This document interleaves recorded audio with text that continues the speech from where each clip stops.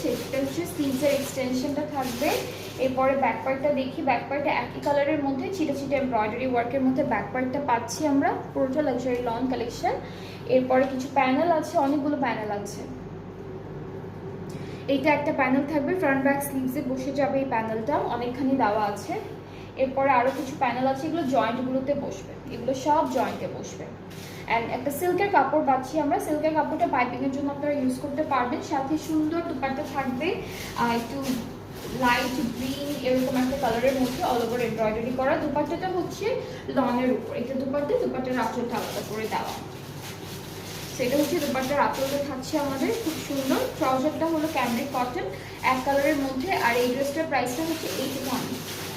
এটার ডিসকাউন্টের